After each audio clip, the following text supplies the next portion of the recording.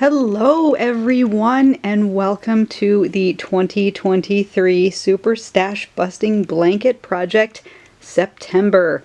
Yes, we're already into September. For those of you that have been with me since the beginning of this, January, bear with me for a moment as I explain sort of what this project is. So back in December of last year, so December of 2022, I decided I needed to clean out my stash. I found a whole bunch of random scrap yarn in my closet, and I decided that I wanted to put those little balls and scrap yarns to a good use.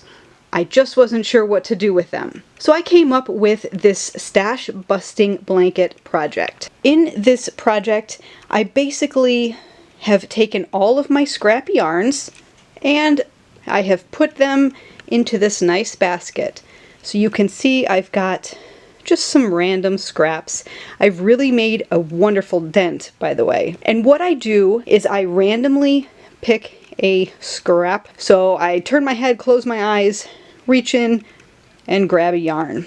I have to use this yarn. As much as I may not want to, I have to use whatever yarn, per my own rules, whatever yarn that I've picked. So in the beginning, you can see I started with this nice green, and then we moved to a pink.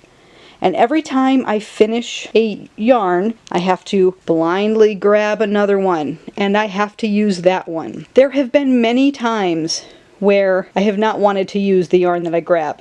You can see here I've got so many reds together. Here I've got so many blues together. But per my own rule, I am using whatever yarn I pick. There have also been times where I didn't feel that the color that I picked would go well with the colors already in the blanket. For example, I've got this sort of Neapolitan pink and sort of a beige and a brown. It was a variegated yarn and I had the reds right around it. However, I absolutely love this blanket. I love how it's turning out. I am so glad that I stuck to my own rule and kept going with whatever yarn I picked. You can see I've made quite the dent. When I started, this was much more full. I have added a bit of scrap yarns here and there throughout the year. Not as much as I would have thought, but I've definitely added some to it, and I'm still making a very good dent. You can see the bottom of the basket. So let's take a look at what I've done since my last update in August. In August, I had just started working this black color here. Since that time, I moved into a green, a nice sort of sage, dark sage color, and then into some pinks. And you can see here that I picked a lot of pinks back to back to back. I then moved into some purples. We've got some variegated greens here. I also picked a lot of blues back to back. You can't tell on the camera, but these are different, slightly different shades of blue. I really wanted to put that second blue back because I didn't want so much blue altogether. But again, it looks really, really great. I've got some pink over here, another sort of a blue color, and then a very dark blue here. I am currently on this sort of pink here, and I haven't woven in any of my ends on the top. I started to, and then, well, I can only do so many at once before I just quit. This blanket is super soft. I love the stitch pattern.